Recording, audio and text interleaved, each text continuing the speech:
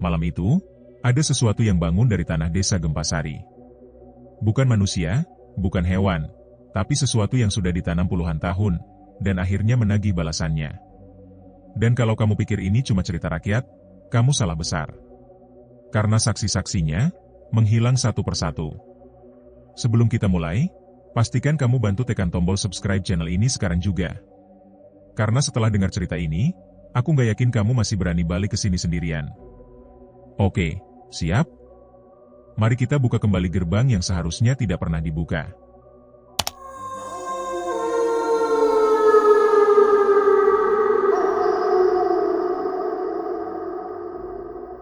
Angin sore merayap pelan melewati celah-celah papan rumah penduduk ketika matahari mulai turun di balik bukit. Desa Gempasari tampak seperti tubuh letih yang menunggu waktu untuk benar-benar terlelap. Namun, tidak ada yang benar-benar tidur di desa itu, bukan sejak bisik-bisik tentang nenek Sariten mulai mengalir seperti racun di antara warga. Sariten tinggal di gubuk tua di ujung desa. Atapnya bolong, temboknya menghitam seperti habis dilalap arang, dan pintunya selalu berderit seakan menjerit menolak disentuh.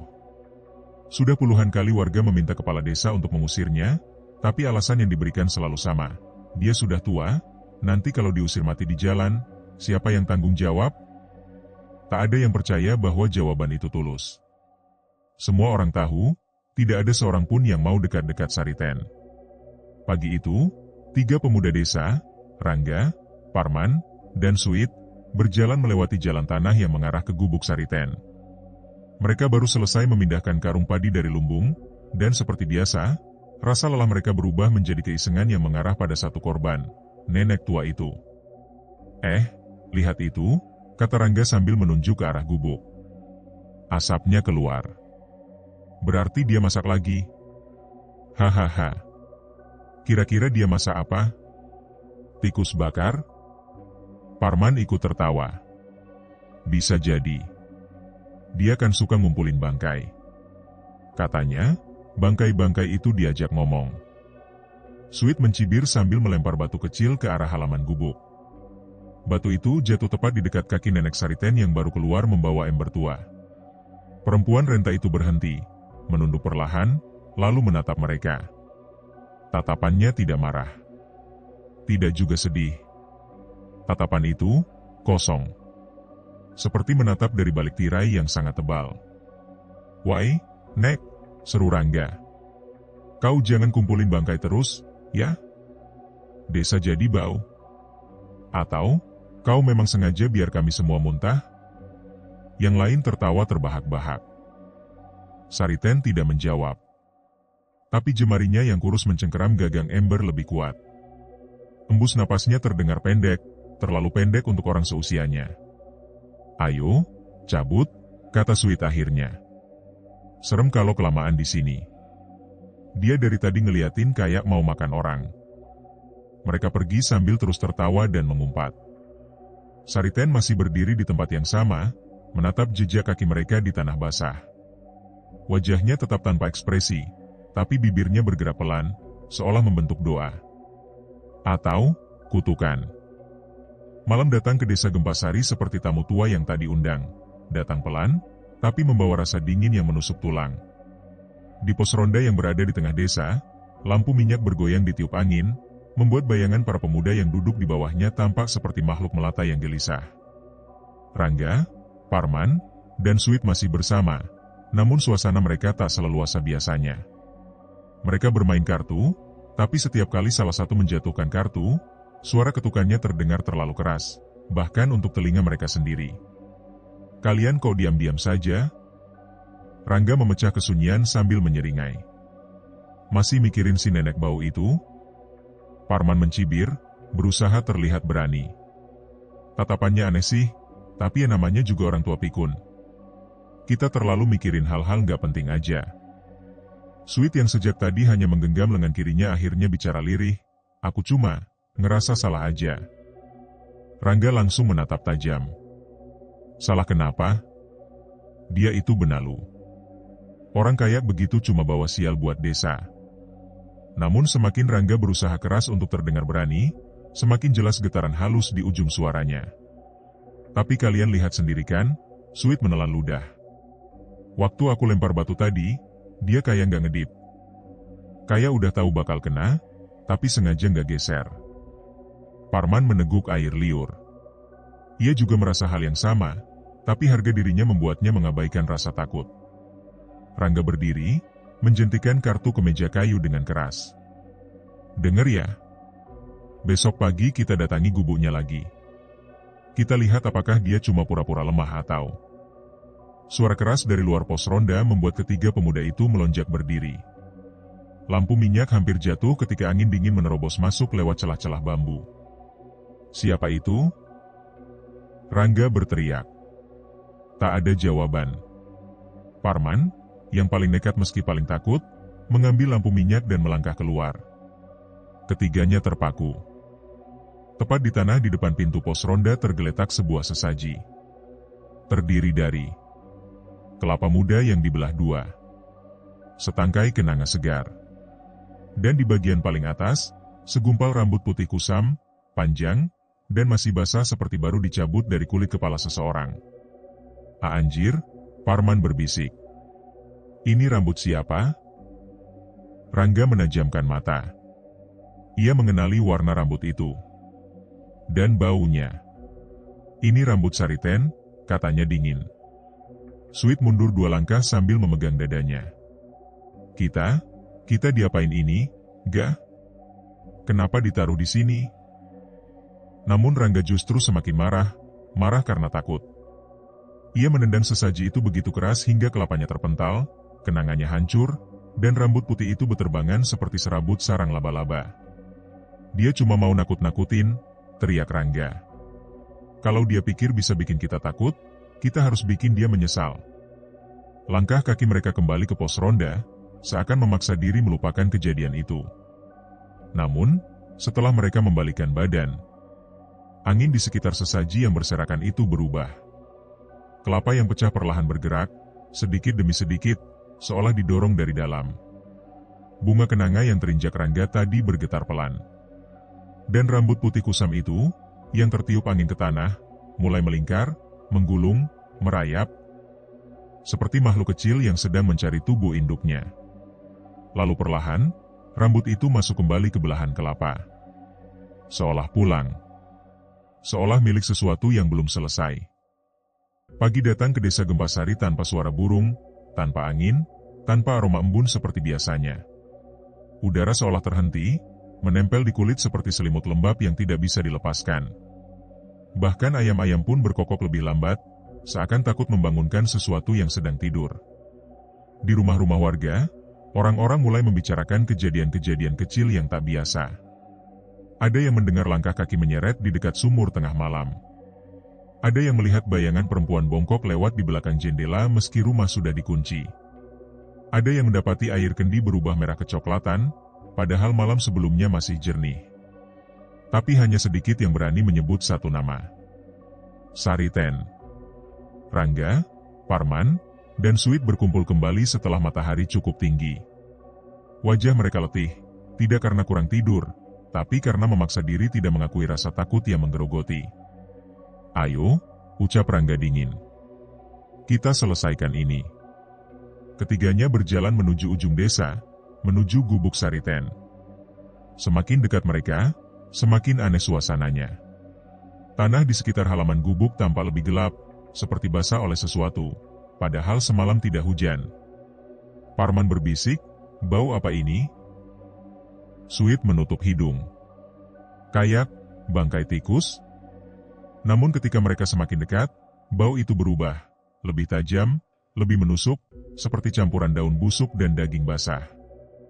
Gubuk itu berdiri seperti biasa, namun ada yang berubah. Di depan pintu, tergantung ikat rambut putih yang sama seperti yang mereka lihat semalam, kecuali kali ini jumlahnya lebih banyak. Tergantung seperti jimat, berayun-ayun pelan meski angin tidak bertiup. Anjir, jangan bilang itu rambut si nenek yang kita lempar semalam, gumam Sweet. Rangga hendak mendekat ketika terdengar suara ketukan, 3 kali, dari dalam gubuk. Ketukan itu lambat, buta, dan berat. Seolah dilakukan dengan tangan yang sudah tidak lagi punya daging. Parman mundur beberapa langkah. Ga, kita baliklah Ga. Ini nggak beres. Rangga menggertakkan gigi. Kalau kita mundur sekarang, dia bakal makin berani.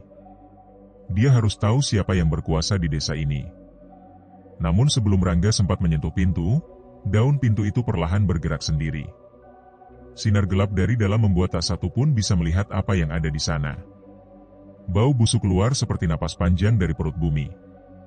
Lalu, muncul suara. Suara perempuan tua, parau, retak, tapi bukan suara Sariten seperti yang mereka kenal. Kalian, datang, lagi. Suara itu seperti berbicara dari dalam sumur yang sangat dalam. Parman langsung lari tanpa pikir panjang. Sweet menyusul setelah 2 langkah Rangga. Rangga terpaku sejenak, tubuhnya menggigil meski ia sendiri tak mengerti apakah itu karena takut atau karena sesuatu sedang memegang punggungnya dari belakang. Namun ketika suara itu menggumam sekali lagi, lebih dekat. Kalian memanggilku, tadi malam. Rangga pun lari terbirit-birit. Setelah ketiga pemuda itu menghilang dari halaman, pintu gubuk Sariten kembali membuka lebih lebar. Dari kegelapan, 2 mata redup tampak menatap keluar. Mata tua. Mata Sariten. Namun di belakang matanya, ada bayangan lain. Sesuatu yang berdiri lebih tinggi dari tubuhnya yang bongkok. Sesuatu yang bergerak tidak seirama dengan langkahnya. Sariten tersenyum kecil, garis wajahnya memudar muncul seperti bayangan lampu minyak yang bergetar. Di bibirnya, terdengar bisikan. Belum waktunya. Tapi sebentar lagi. Menjelang sore, seorang anak kecil menangis di dekat sawah. Ia menemukan sesuatu di antara rumpun padi, sesuatu yang membuat seluruh desa geger. Seekor ayam, tapi bukan ayam biasa. Tubuhnya utuh, kecuali bulu-bulunya hilang semua, kulitnya licin seperti daging mentah. Dan di dadanya, ada tulisan yang tergores seperti dicakar. Balikan. Semua. Yang kalian ambil. Anak itu menangis histeris sampai ibunya memeluknya. Orang-orang mulai menyebut nama Sariten sekali lagi. Malam datang lebih cepat dari biasanya, seolah matahari enggan bertahan di atas desa Gempasari. Cahaya jingga yang biasanya lambat-lambat berubah ungu kini menghilang begitu saja, seperti ditelan kabut yang muncul dari arah hutan. Tak ada bintang. Tak ada bulan. Langit hitam seperti kain kabung yang membungkus atap-atap rumah penduduk. Di pos ronda, suasana lebih tegang daripada malam sebelumnya. Obor yang biasanya menyala terang kini redup dan berkedip tanpa sebab, seperti ketakutan ikut menyinari desa ini. 3 pemuda yang kemarin bertingkah paling banyak, Rangga, Parman, dan Sweet, duduk dengan gelisah. Mereka tak lagi bicara besar, tak lagi sok berani. Ketiganya lebih banyak diam, menatap tanah, atau melirik ke arah jalan gelap yang mengarah ke gubuk Sariten.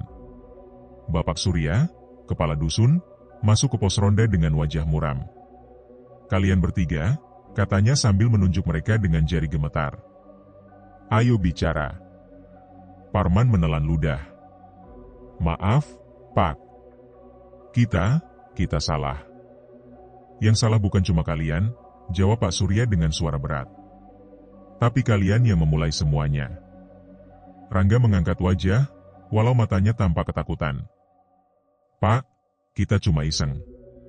Kita nggak tahu kalau nenek itu.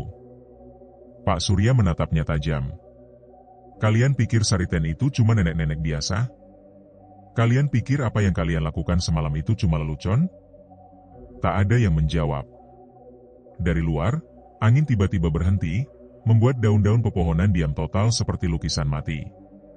Di kejauhan, anjing-anjing menggonggong bersama, lalu mendadak berhenti serempak. Sunyi yang muncul membuat bulu kuduk semua orang meremang. Pak Surya menarik napas panjang. Ada hal yang harus kalian tahu sebelum keadaan makin parah.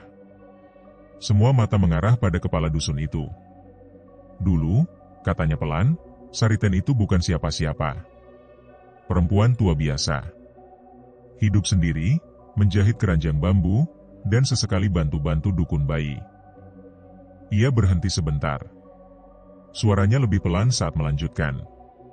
Sampai suatu malam, anak sematawayangnya hilang di hutan. Sweet menggigil. Hilang atau diambil sesuatu? Kita tidak pernah tahu. Pak Surya memejamkan mata sesaat. Yang kita tahu, Sariten mencari anaknya berhari-hari, tak tidur, tak makan. Ketika ia kembali, dia bukan lagi orang yang sama. Pos ronda terasa makin sempit, udara makin berat. Katanya dia ditemukan pingsan dekat sungai, memeluk sesuatu yang tidak bisa dikenali. Setelah itu, dia mulai bicara pada kegelapan, meletakkan jimat di setiap sudut desa, dan menatap orang tanpa kedip. Parman merapatkan tubuhnya, seperti ingin tenggelam dalam jaketnya sendiri. Dukun kampung menegur dia, lanjut Pak Surya. Tapi dukun itu jatuh sakit 3 hari kemudian. Sejak itu, orang-orang menjauh dari Sariten. Dan dia hidup terasing. Rangga menarik napas cepat. Pak, jadi nenek itu beneran punya ilmu? Pak Surya tidak menjawab. Hanya menatap pintu pos ronda yang perlahan berderit, tertiup angin yang tiba-tiba kembali berhembus. Namun angin itu bukan angin biasa. Ia membawa bau yang dikenali semua orang. Bau busuk dari arah gubuk Sariten. Malam semakin pekat hingga terasa seperti berada di dalam sumur. Tiba-tiba, sesuatu bergerak di langit. Rangga mengernyit. Pak, itu apa? Bintang-bintang yang tadinya tak tampak perlahan muncul satu persatu. Namun cara kemunculannya tidak wajar. Mereka tidak bersinar. Mereka berkedip-kedip tidak sinkron, seperti mata-mata kecil yang sedang mengamati desa dari balik tirai. Kemudian salah satu bintang bergerak turun sedikit. Lalu lainnya mengikuti. Seolah mendekat. Seolah menyusut. Seolah bukan bintang sama sekali. Suit memukul paha Rangga. Ga, itu mata, ga. Kayak, mata hitam. Parman berdiri panik. Pak, kita harus masuk rumah. Kita harus. Tiba-tiba seluruh desa diterjang hembusan angin dingin yang membuat obor dan lampu minyak padam bersamaan. Gelap total. Tidak ada cahaya, tidak ada suara manusia. Hanya satu suara. Ketukan. Ketukan itu datang dari depan pos ronda. 3 kali. Perlahan. Dalam. Parman gemetar hingga kursinya berbunyi. Pak, jangan buka pintunya. Pak Surya berdiri, tangannya menggenggam gagang pintu. Ketukan itu terdengar lagi, kali ini lebih keras. Dari balik pintu, terdengar suara yang sama seperti yang pemuda-pemuda itu dengar di gubuk. Suara perempuan tua. Serak. Dalam. Dan tidak berasal dari tenggorokan manusia manapun. Kalian memanggilku sekali lagi. Rangga menjerit. Pak, jangan. Tapi terlambat. Pintu terbuka setengah. Dan di celah pintu itu tampak sesuatu berdiri. Bukan Sariten. Tapi bayangannya. Terlalu tinggi. Terlalu kurus. Terlalu miring. Bayangan itu menegangkan lehernya ke dalam pos ronda, walaupun tubuh asalnya tidak tampak. Dan bisikan itu kembali terdengar, sangat dekat. Belum cukup. Kalian belum mengembalikan apa yang kalian ambil. Bayangan tinggi itu hilang begitu saja seolah terserap oleh gelap. Pintu pos ronda terbanting menutup sendiri, membuat seluruh ruangan terguncang. Tidak ada yang berani bergerak beberapa detik setelahnya. Nafas mereka saling bersahutan, cepat, pendek, dan hampir tercampur panik. Suit memegangi dadanya. Pak, barusan itu, apa? Pak Surya tak langsung menjawab. Ia hanya menatap pintu yang kini diam, seperti tak pernah digedor oleh sesuatu yang bukan manusia. Kita pulang, katanya akhirnya. Malam ini, jangan ada yang keluar rumah. Tapi baru satu langkah ia ambil menuju pintu, sesuatu membuatnya berhenti. Rangga, yang tadi paling keras teriakannya, tiba-tiba diam total. Ga, panggil Parman. Rangga tidak menjawab. Ia berdiri mematung, menatap pojok langit-langit pos ronda. Matanya membesar seperti melihat sesuatu yang orang lain tak lihat. Mulutnya bergerak pelan, tapi tidak mengeluarkan suara apapun. "Rangga?" Sweet mengguncang bahunya. Tidak ada reaksi. Tiba-tiba, Rangga seperti tersentak, melangkah ke arah pintu tanpa mengatakan apapun. Bagai boneka yang ditarik benang tak terlihat. "Rangga, jangan keluar." Pak Surya mencoba menahan, tapi pemuda itu makin cepat. Ketika Rangga menyentuh pintu, sedetik sebelum ia membukanya, sesuatu menariknya dari luar. Kencang. Senyap. Cepat sekali, tidak terlihat. Tubuh Rangga tersedot keluar pos ronda seperti ditiup angin ribut dari arah berlawanan. Pintu kembali terbanting, membuat lantai bergetar. 3 detik hening. 5 detik. 10. Parman menjerit paling keras malam itu. Pak Surya membuka pintu perlahan. Tapi di luar tidak ada apa-apa. Tidak ada Rangga. Tidak ada jejak kaki yang baru. Tidak ada suara teriakan dari kejauhan. Seolah pemuda itu menghilang dari udara. Parman memegangi kepalanya. Ini nggak mungkin, ini nggak mungkin. Dia lari kemana? Dia ditarik apa?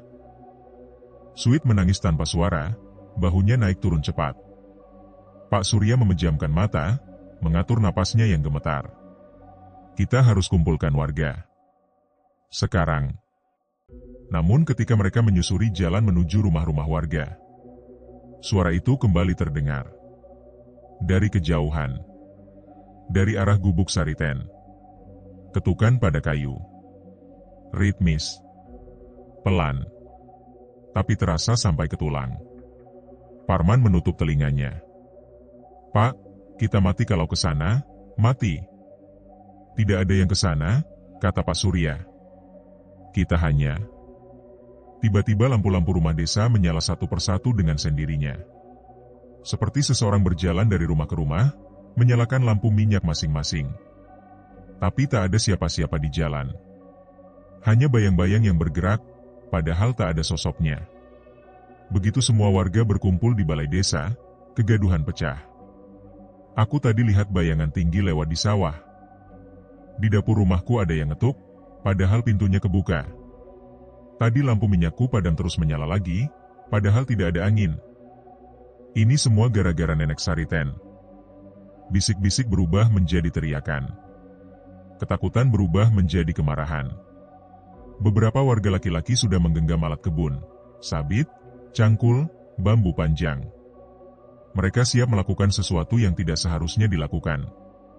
Sampai seseorang berlari dari arah selatan desa, terengah-engah. Itu Ibu Liris, tetangga paling dekat dengan jalan menuju gubuk Sariten. Wajahnya pucat seolah darahnya ditarik habis. Anakku, isaknya sambil jatuh berlutut. Pak Surya segera menghampirinya. Bu Liris, tenang.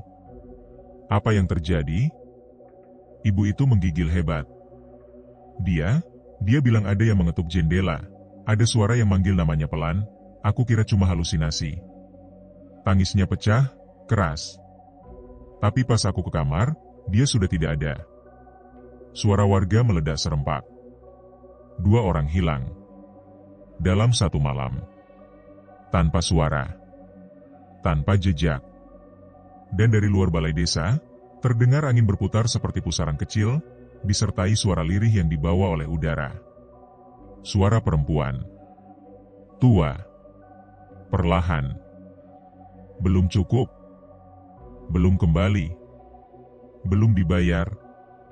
Semua wajah menoleh bersamaan ke arah sumber suara. Ke arah jalan kecil menuju utara. Ke arah gubuk nenek Sariten. Di sana, di kejauhan, samar-samar terlihat sesuatu di depan gubuk itu. Seseorang. Atau sesuatu yang mirip seseorang. Berdiri membelakangi mereka. Kurus. Bungkuk. Kainnya berkibar sangat pelan, padahal angin malam hampir tidak bergerak. Dan perlahan, ia menoleh. Namun bukan kepalanya yang bergerak lebih dulu, melainkan bayangannya. Bayangan itu memanjang sampai mendekati ujung jalan desa, seolah ingin mencapai kaki warga. Lalu suara itu terdengar lebih jelas. Satu. Baru satu. Masih kurang? Suara itu, lirih, bergetar, seperti berasal dari rongga dada yang tidak lagi berisi paru-paru, terus menggema di sepanjang jalan desa. Warga yang tadinya berkerumun di balai desa spontan mundur beberapa langkah. Ada yang memegangi dada, ada yang bersembunyi di belakang temannya, ada pula yang mulai membaca doa terbata-bata. Pak Surya, meski wajahnya pucat, masih mencoba berdiri paling depan. Semua orang, tetap di sini, katanya dengan suara yang hampir hilang. Jangan ada yang jalan ke arah sana. Namun tak ada yang benar-benar fokus pada ucapannya. Mereka semua terpaku pada bayangan panjang yang merayap seperti ular hitam di atas tanah, bergerak selaras dengan sosok yang berdiri membelakangi mereka. Sosok itu bukan Sariten. Tidak mungkin Sariten bisa berdiri setegap itu. Tidak mungkin tubuhnya bisa begitu panjang. Tidak mungkin bayangannya bisa bergerak lebih bebas dari tubuhnya sendiri. Tiba-tiba, dari tengah kerumunan, seorang lelaki tua bernama Jata berdiri. Dialah satu-satunya orang yang sudah hidup sebelum Sariten datang ke desa puluhan tahun lalu. Selama ini ia tak pernah berbicara soal nenek itu. Tapi malam itu, ia membuka suara. Ini semua sudah pernah terjadi, gumamnya lirih, membuat orang-orang dekatnya menoleh. Pak Surya mendekatinya, memegang bahunya. Pak Jata, apa maksud Anda? Lelaki tua itu menelan ludah susah payah. Matanya berkaca-kaca, bukan karena sedih, melainkan karena mengingat sesuatu yang seharusnya tak pernah dibuka kembali. Waktu aku masih remaja, katanya, napasnya gemetar, Sariten bukan hanya dukun bayi. Dia murid dari seseorang. Warga saling berpandangan. Sosok itu di kejauhan masih berdiri kaku, seolah menunggu. Jata melanjutkan, gurunya, bukan orang desa ini. Orang-orang memanggilnya Ki Agra. Semacam penjaga titik hening. Hening? Tanya seseorang. Batas? Jawab Jata. Tempat antara dunia manusia dan sesuatu yang lebih tua. Kata-kata itu membuat bulu kuduk warga berdiri. Pak Surya hampir tidak percaya apa yang ia dengar. Apa hubungannya dengan Sariten? Desaknya. Jata menutup wajahnya sebentar, seolah takut mengingatnya. Sariten mempelajari ilmu untuk membuka titik itu, demi menemukan anaknya yang hilang. Sunyi langsung turun.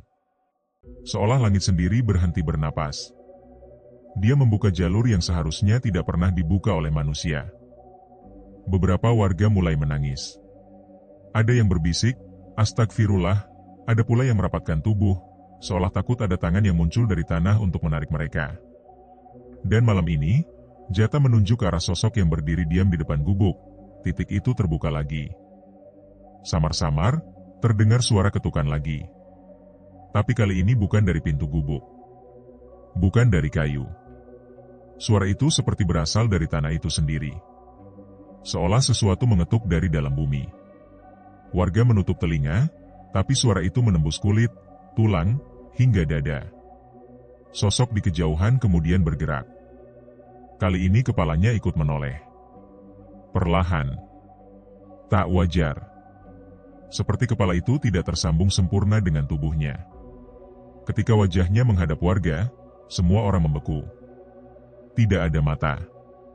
Tidak ada hidung. Tidak ada mulut. Hanya lekukan gelap seperti cekungan kain yang menutupi wajah kosong. Namun suara itu keluar dari arah wajahnya. Belum kembali. Belum lengkap. 2 jiwa, kurang 1. Sweet, yang sejak tadi gemetar paling keras, jatuh terduduk. Dia mau nyari siapa lagi? Pak Surya mundur selangkah. Jata, ritual apa yang dilakukan Sariten? Apa yang dia buka? Jata menjawab dengan suara yang patah-patah. Ritual itu butuh 3 tumbal. 3 jiwa. 3 bayangan. Jika 3 bayangan itu terganti, pintu tertutup. Semua mata langsung membelalak.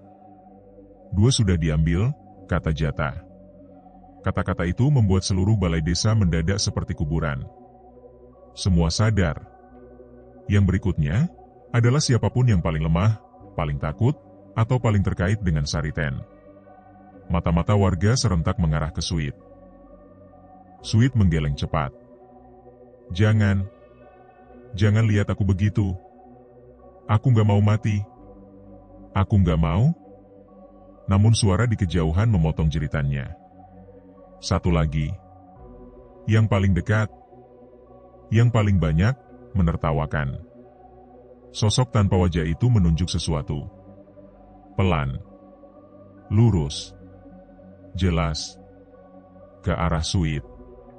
Sontak Sweet bangkit, berlari terhuyung-huyung ke dalam kerumunan. Jangan deketi aku. Jangan. Tapi bayangan panjang dari sosok itu mulai merayap menyusuri tanah, mendekati balai desa, menyebar seperti tinta hitam di air. Dan saat ujung bayangan itu hampir menyentuh kaki warga, ada yang bergerak dari arah belakang balai desa. Bukan sosok tinggi tanpa wajah, melainkan Sariten sendiri. Tua, bungkuk, matanya merah menyala seperti bara dalam sarang abu.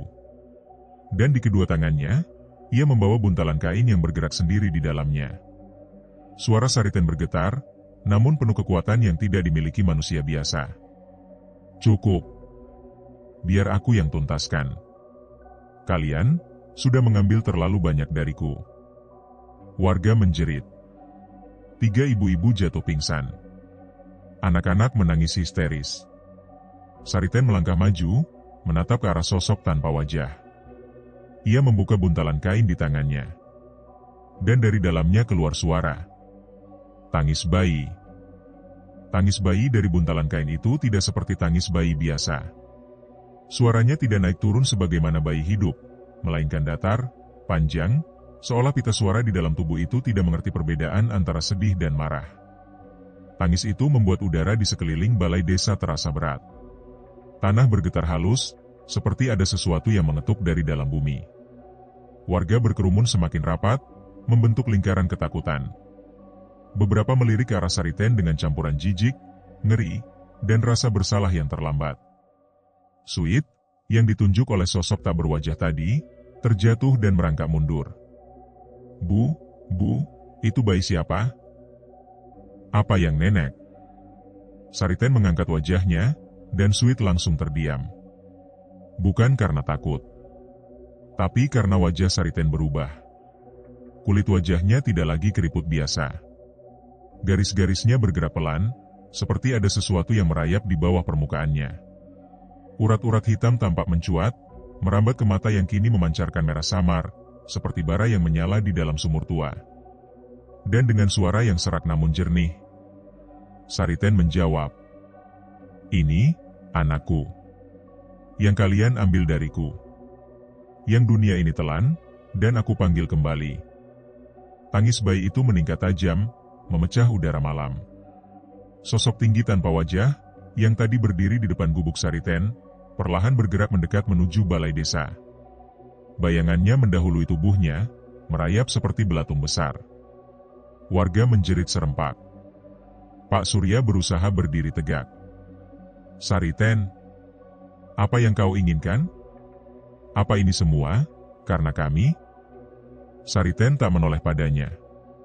Tidak peduli.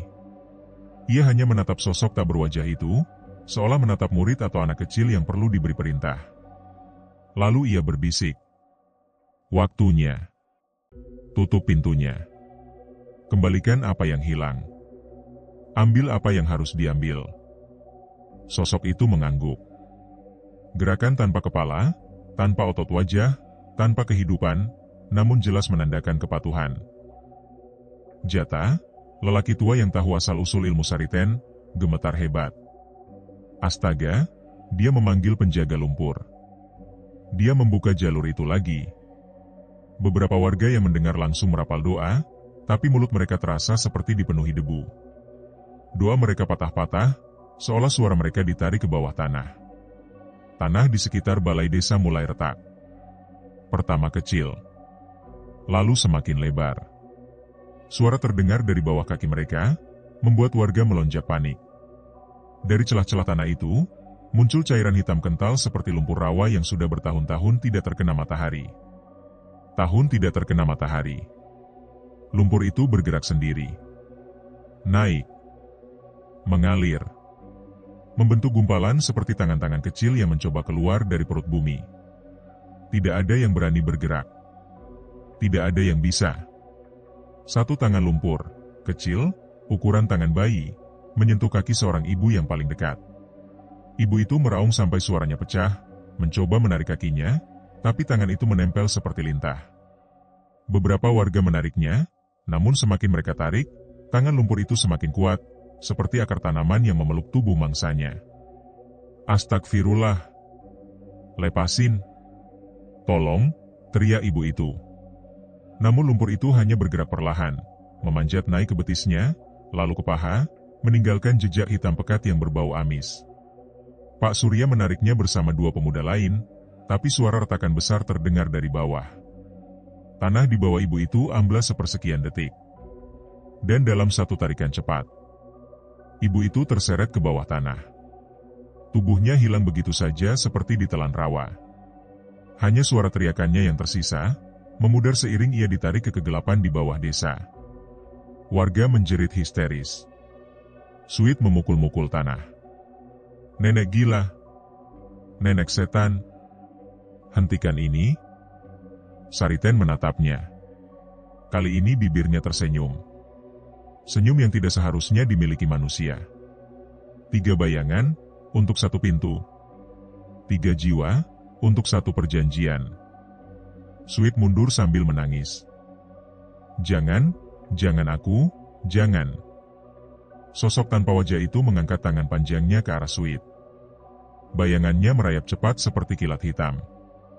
Namun sebelum bayangan itu menyentuh Sweet, lumpur di tengah lapangan desa menggelembung besar. Seperti ada sesuatu yang jauh lebih besar yang ingin keluar. Gelembung itu naik, membesar, dan pecah. Mengeluarkan tubuh seseorang dalam keadaan berbalut lumpur hitam pekat. Tubuh itu menggeliat. Menegakkan diri. Jatuh. Bangkit lagi. Warga menahan napas. Tubuh itu adalah Rangga.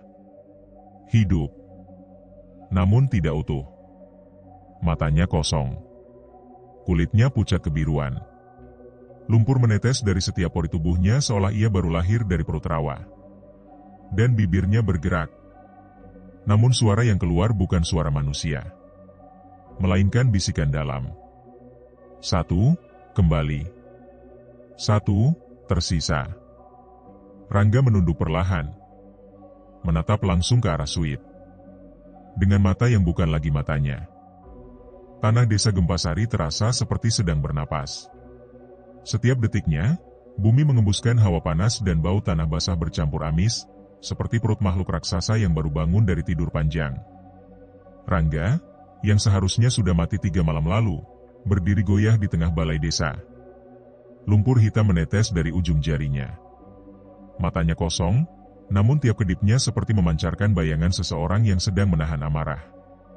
Dan yang membuat semua orang makin ngeri adalah tubuh Rangga tidak sepenuhnya kembali sebagai manusia. Otot-otot tubuhnya terlihat seperti dipintal ulang dari lumpur dan daging yang dipaksa menyatu. Di beberapa bagian, kulitnya seperti ditempelkan terlalu cepat, meninggalkan garis-garis cacat yang berdenyut. Dari kejauhan, Sariten memperhatikan dengan tatapan kosong, namun dari bibirnya muncul gumaman, semacam mantra tua yang tidak pernah terdengar di generasi manapun. Bangunlah, anak tanah, kembalilah ke tempatmu. Rangga bergerak. Tegaknya bukan tegak manusia, melainkan seperti boneka tali yang ditarik dari atas. Kepalanya menoleh pelan, berbunyi seolah tulangnya sedang dipaksa bekerja dengan cara yang salah. Tatapannya jatuh tepat pada Sweet. Sweet langsung jatuh terduduk, tangannya gemetar seakan seluruh tenaga di tubuhnya disedot keluar. Rangga, itu aku, Yit. Kita satu kelompok. Jangan lihat aku kayak gitu, jangan. Rangga tidak menjawab. Tapi langkahnya menapak tanah dengan suara berat. Setiap langkah membuat tanah di sekitar desa ikut berdenyut. Pak Surya mencoba maju menghentikan Rangga, meski lututnya terlihat lemas. Rangga, kalau kau masih bisa dengar, hentikan ini. Jangan biarkan dirimu diperalat. Rangga tidak menghiraukannya. Yang bergerak justru bayangan dari sosok tak berwajah itu. Bayangan tanpa wujud itu melesat, menyambar Pak Surya dari samping hingga tubuh kepala desa itu terpental ke tumpukan bambu. Ia tak bangun lagi. Jeritan warga pecah seperti badai. Ketika Rangga mulai mendekat ke Suit, Sariten melangkah maju. Dengan tenang. Dengan pasti. Seolah langkah-langkah itu sudah ia simpan bertahun-tahun. Tatapan seluruh warga tertuju padanya. Kali ini bukan jijik. Bukan hina. Bukan sekadar takut. Tapi sebuah kesadaran yang telat, sangat telat. Mereka seharusnya tidak pernah menyentuh Sariten. Sariten berhenti tepat di samping tubuh Rangga yang meneteskan lumpur. Lalu ia membuka mulut, suaranya serak, namun kali ini sangat jelas. Kalian ingat, 30 tahun lalu, saat anakku hilang? Tak ada yang menjawab. Tak ada yang berani. Namun semua tahu. Di masa itu, Sariten pernah hamil, hanya sekali seumur hidupnya, dan kandungannya hilang secara misterius. Warga waktu itu tidak peduli, bahkan menuduh ia memelihara jin dan mengorbankan anaknya sendiri. Rumahnya dilempari batu. Ia dipinggirkan. Dicaci setiap lewat. Desa Gempasari tidak pernah meminta maaf. Anakku bukan hilang, lanjut Sariten. Dia diambil. Oleh orang-orang yang kalian anggap alim. Kalian tutupi semuanya. Kalian bilang aku perempuan berdosa yang tak pantas punya anak.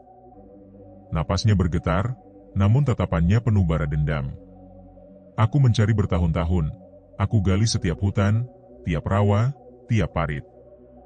Sampai aku temukan tulangnya. Ditanam dangkal, seperti bangkai hewan. Beberapa warga terisak, bukan karena empati, tapi ketakutan karena kebenaran yang tidak pernah mereka ingat. Sariten menatap Suit, Raga, dan Armin, 3 pemuda yang dulu pernah menganiaya gubuknya. Kalian pikir yang kalian lakukan padaku 2 minggu lalu itu kejadian pertama? Suit menggeleng cepat, wajahnya pucat. Sariten tertawa kecil, namun tawanya patah seperti kaca retak. Kalian hanyalah cerminan dari orang tua kalian. Yang dulu menganiaya aku. Yang dulu menginjak perutku. Yang dulu membuang anakku ke rawa. Jata, lelaki tua saksi masa lalu itu, memejamkan mata. Air mata jatuh melewati keriput pipinya. Dia berkata jujur, bisiknya. Dulu, ada perebutan tanah warisan. Ayah warga desa menyalahkan Sariten, balita itu mati bukan karena Sariten. Dia dipukul oleh salah satu pemuka desa. Warga terperanjat. Banyak yang mundur dengan mulut ternganga. Sariten mengangguk. Aku tidak punya saudara. Tidak punya suami. Tidak punya siapapun untuk membelaku. Jadi, aku belajar membela diri sendiri. Dunia bawah tanah mau menerimaku, memberi ilmu, memberi kekuatan, memberi anak baru. Ia menatap Rangga, yang kini berdiri seperti penjaga ritual. Dan memberi hak untuk menagih. Suit berusaha merangkak mundur, tapi tanah berlumpur menelan bagian tumitnya. Rangga, jangan, Ra, kita dulu sahabat kan? Kita dulu main bareng. Gue gak ikut mukulin nenek itu waktu itu, yang mukul si Armin. Gue cuma... Suara Rangga muncul, pelan, dipaksa keluar dari tenggorokannya. Ka, kau, yang, dorong aku. Suit membeku. Waktu, di tepi, sungai, aku jatuh, karena kamu yang injak tanganku. Tangis Suit pecah. Itu kecelakaan, Ra. Kecelakaan. Tuhan saksi. Namun suara Rangga berubah menjadi lebih dalam, seperti 2 suara bersamaan. Tidak ada kecelakaan, dalam perjanjian. Lumpur di tubuh Rangga menggeliat seperti hidup, naik sampai menutupi setengah wajahnya. Suit menjerit dan mencoba bangkit, tapi tangan lumpur lain muncul dari tanah, mencengkeram pergelangan kaki kirinya. Tulangnya patah. Jeritan Suit menggema di seluruh Gempasari. Sariten mengangkat tangan. Sosok tak berwajah berhenti. Rangga berhenti. Lumpur berhenti. Semua menunggu perintahnya. Sariten mendekat ke Sweet yang terkulai, tersedak air mata dan lumpur. Anakku diambil 30 tahun lalu. Ia menunduk, menyentuh lumpur di tanah seperti seorang ibu menyentuh rambut anaknya. Dunia ini selalu mengambil dari orang yang tidak punya siapa-siapa. Jadi sekarang aku ambil kembali, sedikit demi sedikit. Lalu ia berbisik ke telinga Sweet. Dendamku bukan satu malam. Dendamku adalah umurku. Sosok tanpa wajah mengangkat kedua tangannya. Tanah di bawah Sweet mulai terbuka. Membentuk lubang seperti mulut raksasa. Dan suara dari bawah tanah berbisik. Bukan suara manusia. Bukan suara hewan. Bukan suara alam. Tapi suara puluhan, ratusan, bayi. Menangis bersamaan. Memanggil. Mencari. Ibu. Sweet menjerit terakhir kalinya. Sebelum tanah menutup seperti bibir yang selesai melumat sesuatu. Hening. Desa Gempasari jatuh ke dalam keheningan yang lebih menakutkan daripada jeritan. Sariten berdiri tegak. Masih ada 2 jiwa yang belum kembali. Ia menatap ke arah Raga dan Armin. Wajah mereka memucat seolah darah di tubuh mereka jatuh ke tanah. Dan mereka tahu, malam itu belum selesai. Angin malam yang sebelumnya hanya membawa bau tanah basah, kini berubah menyeret wangi lain. Aroma besi, darah, dan sesuatu yang lebih tua dari usia desa Gempasari itu sendiri. Setelah Sweet lenyap di telan tanah, warga yang masih tersisa tidak lagi berdiri sebagai kumpulan manusia. Mereka lebih mirip hewan buruan yang tahu hidup mereka hanya tinggal menit. Sebagian berlari tunggang langgang, sebagian jatuh terduduk, sebagian hanya diam sambil menggumam doa yang terputus-putus. Namun tanah tidak memberi mereka kesempatan. Setiap kali ada yang berlari melewati batas balai desa, tanah di bawahnya menggelembung dan mengisap kaki mereka kembali seperti rawa lapar. Tidak ada jalan keluar. Sariten berdiri di tengah lingkaran itu, seperti pusat badai. Gubuk reotnya kini terlihat tidak seperti tempat tinggal, melainkan seperti mulut gua dari dunia lain, menghitam, bernafas, berdenyut. Rangga berdiri di belakangnya, tubuh lumpurnya terus mengeluarkan uap dingin. Sementara sosok tak berwajah berdiri di sisi kiri Sariten, menjadi bayangan besar dari kutukan yang membentuk dunia malam itu. Dan di kanan Sariten, muncul sesuatu yang tidak ada sebelumnya. Sebuah lubang kecil, seperti sumur dangkal, dari mana suara tangis bayi terus terdengar. Armin, pemuda yang paling penakut di kelompoknya, memukul-mukul kepalanya sendiri. Ini mimpi. Ini semua mimpi. Kita cuma nakut-nakutin nenek itu dulu, gak pantas begini. Gak pantas. Raga mengguncangnya agar sadar. Min. Fokus. Kita harus cari jalan keluar. Pasti ada cara. Asal kita kabur dari desa. Gak ada yang bisa kabur. Suara Sariten memotong ucapan itu, begitu dingin hingga seluruh udara berhenti bergetar. Desa ini sudah kalian tutup sendiri 30 tahun lalu. Kalian, ayah kalian, leluhur kalian, semuanya terikat. Jata, lelaki tua yang paling mengenal masa kelam desa, jatuh berlutut. Maafkan kami, Ten, maafkan kami. Semua ini salah generasi sebelum kami. Tapi jangan habisi anak-anak ini, dosa orang tua bukan dosa anak. Sariten menatap Jata lama sekali, hingga waktu seolah berhenti berputar. Lalu ia berkata dengan nada yang tenang, namun mengandung api. Kalau begitu, kenapa kalian biarkan anak-anak kalian menyakitiku juga? Jata terdiam. Ia menangis. Namun tangis orang tua tidak berarti apa-apa bagi tanah yang sudah haus darah. Sariten berjalan perlahan ke lubang kecil di kanan dirinya. Dari lubang itu, suara tangis bayi semakin keras. Dulu, di lubang ini, anakku dibuang. Suaranya bergetar, tapi bukan karena sedih, karena marah yang terlalu lama dipendam. Ayah kalian, pemuka desa, bahkan memanggil dukun lain agar kehamilanku dianggap najis. Ia mengangkat telapak tangan, dan dari tanah muncul sesuatu. Tulang kecil. Pucat. Basah. Tulang bayi. Warga menjerit. Armin jatuh terduduk dan muntah. Raga memejamkan mata, menggigit bibir sampai berdarah. Namun Sariten belum selesai. Ia menarik lagi sesuatu dari tanah. Gelang jerami kecil. Yang dulu ia buat untuk bayinya. Ini, satu-satunya yang tersisa. Kalian tidak hanya membunuhnya. Matanya kini bersinar merah darah. Kalian menjadikannya tumbal.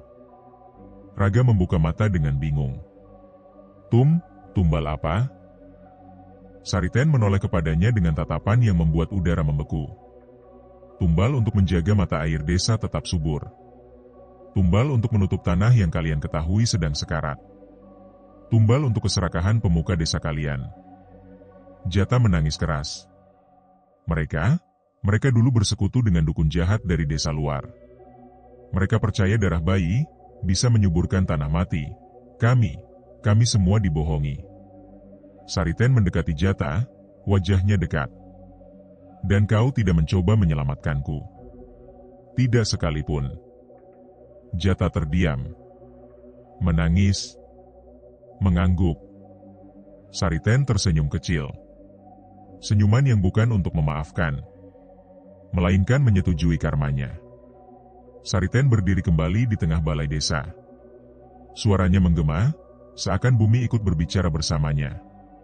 30 tahun lalu, mereka mengambil satu nyawa, bayiku.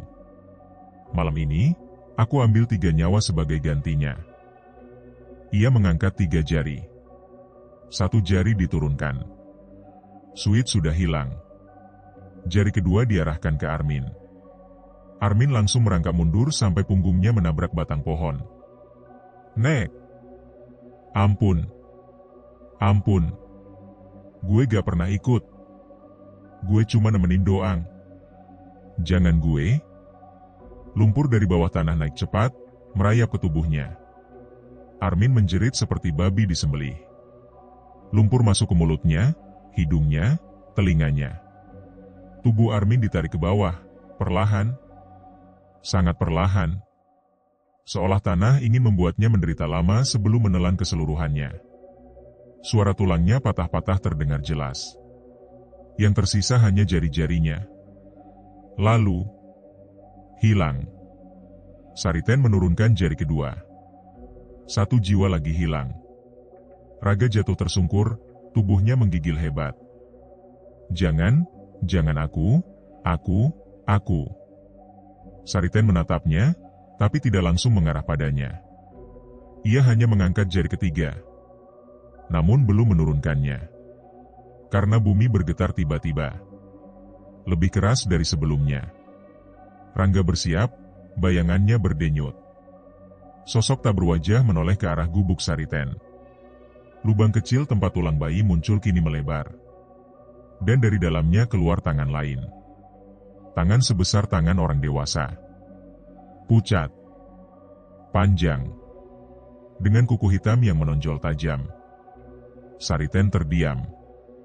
Matanya melebar sedikit. Bukan ketakutan. Tapi pengakuan. Waktunya datang. Suara itu bukan milik Sariten. Bukan milik Rangga. Bukan milik sosok tak berwajah. Suara itu berasal dari bawah tanah. Dari sesuatu yang jauh lebih tua dari dendam Sariten. Dari sesuatu yang mungkin telah menunggu puluhan tahun. Dan yang malam itu akhirnya bangun. Tanah di tengah balai desa retak semakin lebar. Retakan itu bukan lagi sekadar celah kecil, melainkan seperti mulut raksasa yang perlahan terbuka hendak menelan seluruh desa Gempasari. Suara dari dalam lubang itu menggelegar pelan, bergetar, dalam, dan membawa hawa dingin yang menembus tulang. Kembalikan, yang hilang. Bayar, yang diambil. Suara itu membuat warga yang tersisa langsung jatuh berlutut, menutup telinga. Suara itu tidak sekadar terdengar. Suara itu menembus kepala, menekan pikiran, memaksa setiap orang merasakan rasa bersalah yang didorong keluar dari dasar jiwa mereka. Raga berusaha bangun namun lututnya lemas. Sariten, apa itu? Sariten berdiri membelakangi mereka, tubuhnya seolah membesar saat berdiri di tepi retakan. Rambut putihnya melayang seperti berada di bawah air. Matanya menyala seperti bara, tapi wajahnya menunjukkan sesuatu yang belum pernah terlihat sebelumnya. Takut. Dia, bukan untuk kalian, kata Sariten lirih. Dia untukku. Sosok tak berwajah menunduk dalam, seperti sedang menyambut kedatangan tuannya. Rangga, makhluk lumpur yang dulu manusia, bergetar hebat. Ia tidak mendekati Sariten. Justru ia mundur, seolah ia pun merasa takut pada suara yang datang dari perut bumi itu. Lalu, tangan kedua keluar dari retakan. Disusul bahu, leher panjang, dan sebuah kepala yang tidak memiliki bentuk pasti, setengah manusia, setengah sesuatu yang tidak bisa dijelaskan. Matanya seperti cekungan kosong, tapi dari cekungan itu keluar kabut hitam yang melilit, merayap seperti asap. Tubuh itu akhirnya keluar seluruhnya. Raksasa lumpur. Namun bukan lumpur biasa. Ini lumpur yang hidup, yang mengingat. Lumpur yang menyimpan semua dosa desa. Semua darah tumbal. Semua yang pernah dikubur diam-diam. Sariten berlutut. Banyu Petak, penjaga tanah tenggelam. Suaranya berubah serak, seperti kembali menjadi Sariten muda. Aku panggil kau, karena dendamku tak sanggup dilunasi manusia. Makhluk itu menunduk. Ia mengenali Sariten.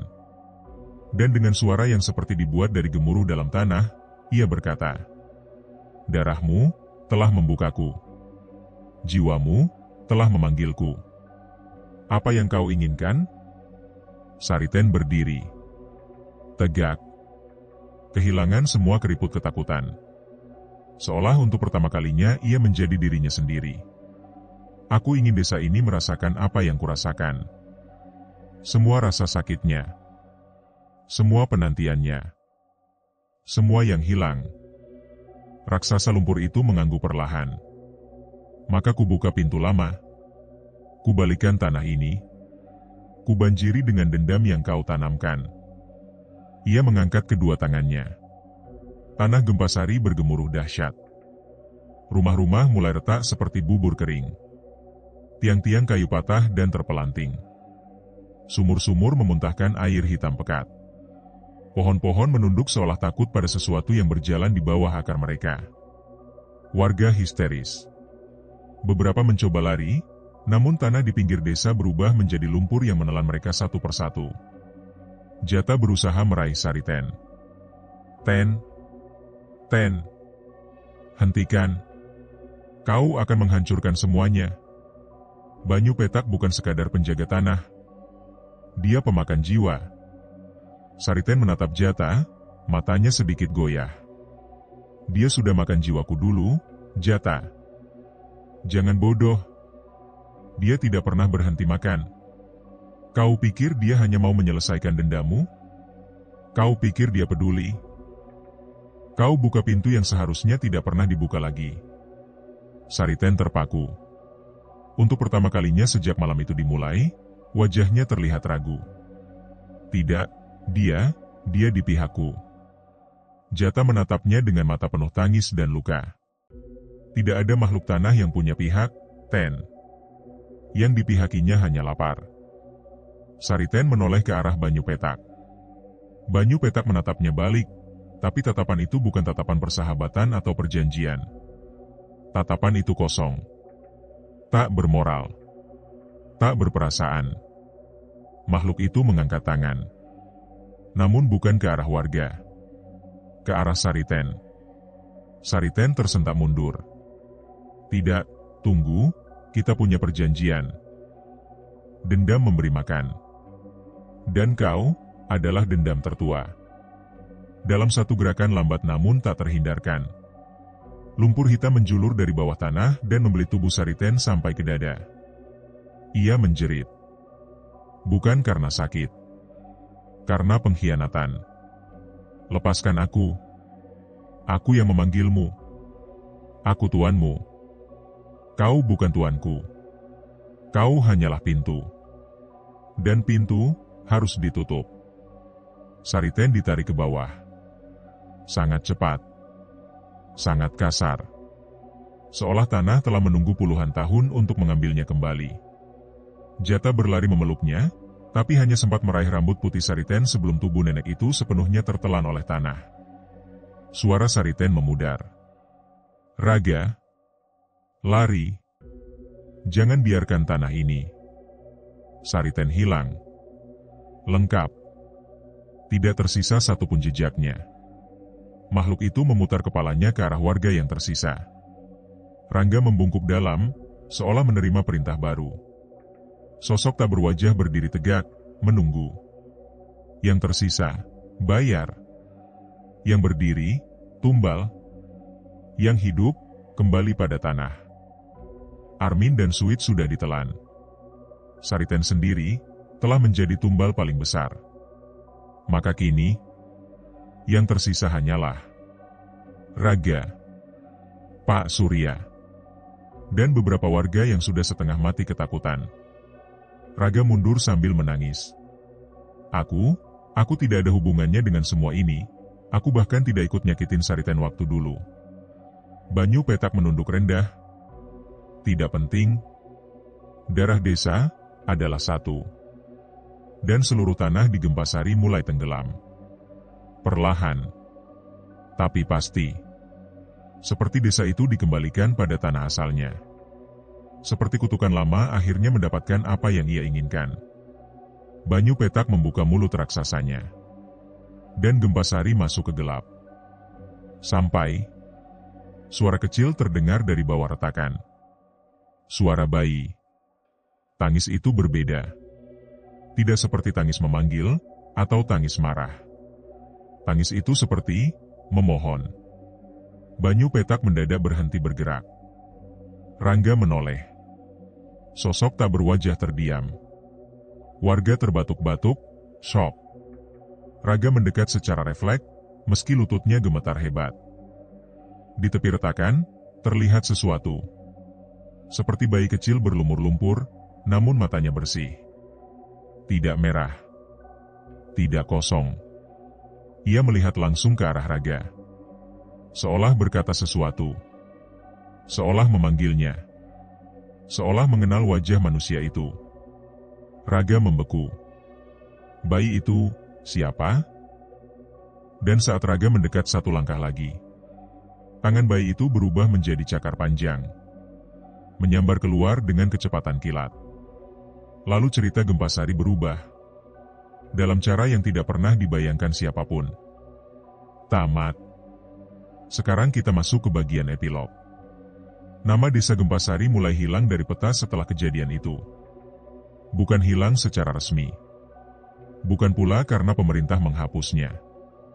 Desa itu perlahan berhenti disebutkan orang-orang. Seperti ingatan tentangnya pelan-pelan ditarik keluar dari kepala manusia. Rumah-rumah masih berdiri. Angin masih lewat di ladang. Namun jiwa yang pernah menghidupi desa itu telah lama hancur. Dan sesuatu yang jauh lebih tua kini berjalan di atas tanahnya. Malam itu, malam terakhir yang dikenang oleh siapapun yang selamat, tidak pernah benar-benar berakhir. Langit tetap gelap, bahkan ketika ayam jantan di desa-desa tetangga berkokok menyambut pagi. Karena bagi Gempasari, pagi tidak pernah datang. Di halaman balai desa, tubuh-tubuh itu tergeletak tanpa napas. Pak Surya, Jata, pemuda-pemuda desa yang dulu mengejek Sariten. Sebagian tenggelam dalam lumpur, sebagian melebur bersama bayangan hitam yang turun dari langit. Dan di antara semua itu, Rangga berdiri seperti patung gelap. Namun bukan lagi Rangga. Bukan lagi manusia. Di belakangnya, sosok tak berwajah itu kini memiliki bentuk baru, lebih padat, lebih tinggi, lebih hidup. Seolah jiwa-jiwa yang hilang malam itu memberi tubuh baginya untuk tinggal lebih lama. Sariten berdiri dengan tongkatnya, napasnya berat, namun matanya tenang. Ia menatap sisa-sisa desa yang pernah membuangnya. Selesai? Begitu katanya. Namun ia salah. Ini baru dimulai. 3 hari setelah kejadian itu, 2 orang petani dari desa sebelah mencoba masuk ke wilayah Gempasari karena heran melihat desa itu tak lagi berasap, tak terdengar riuh. Mereka menemukan jalan masuknya dipenuhi jejak lumpur hitam yang tidak mengering. Jejak itu bukan hanya bekas kaki. Melainkan lingkaran seolah sesuatu sangat besar pernah duduk di atas tanah dan menghisapnya. Salah satu petani berusaha menyentuh lumpur itu pakai batang bambu. Bambu itu langsung patah seperti digigit dari bawah. Mereka kabur tanpa menoleh. Sejak saat itu, tidak ada lagi orang yang mencoba masuk. Di sebuah gubuk tua di pinggir desa, Sariten duduk sambil menatap buntalan kain yang ia bawa sejak malam terakhir itu. Tangis bayi itu kini jauh lebih pelan. Tidak melengking. Tidak menuntut. Hanya seperti tarikan napas dari perut bumi. Sariten mengelus bungkus kain itu. Sudah, nak, sebentar lagi. Dunia ini akan menyesuaikan diri. Sama seperti dulu. Ia menatap keluar jendela. Rangga berdiri di kejauhan, mematung. Menjaga. Bukan sebagai cucunya. Bukan sebagai manusia. Tapi sebagai penjaga yang baru lahir. Dan sosok tanpa wajah itu kini bukan lagi bayangan asing. Ia berjalan pelan di batas desa. Membentuk tubuh baru. Lebih mirip manusia. Lebih mirip ayah. Ayah dari bayi itu. Atau sesosok yang jauh lebih tua dari konsep ayah. Sariten menyalakan dupa dan membuka buku kecil yang ia simpan puluhan tahun. Buku itu bukan kitab, bukan catatan manusia. Bahannya seperti kulit yang tidak pernah kering, dan tulisannya berubah-ubah setiap kali dibaca. Dulu mereka menuduhku pembawa sial. Bisik Sariten.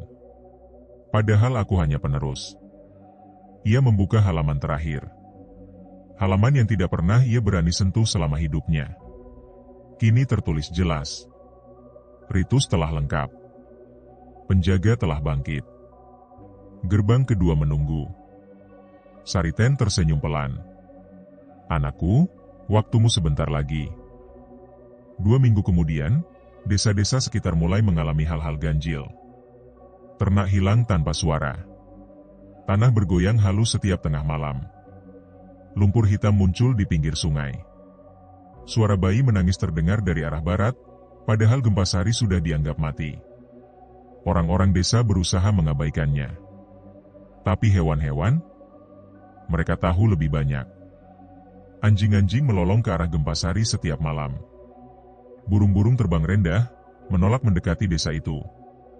Dan para lelaki tua yang masih menyimpan ilmu-ilmu lama, mulai merinding saat mereka berkumpul. Gempasari sudah bangkitkan yang tidak boleh bangkit, kata salah satu sesepuh. Kalau gerbang kedua terbuka, kata yang lain. Mereka terdiam, tak berani melanjutkan kalimat. Pada suatu malam sunyi, Sariten keluar dari gubuknya. Bayi itu sudah tidak menangis. Bahkan tidak bergerak. Namun ia masih hidup. Tubuhnya kecil, namun bayangannya panjang, menjulur sampai keluar pintu.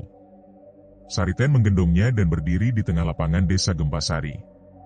Anakku, katanya lirih. Waktunya belajar, dunia yang menelanmu dulu, sekarang harus kau telan balik. Rangga berdiri di sisi kanan. Sosok tak berwajah berdiri di sisi kiri.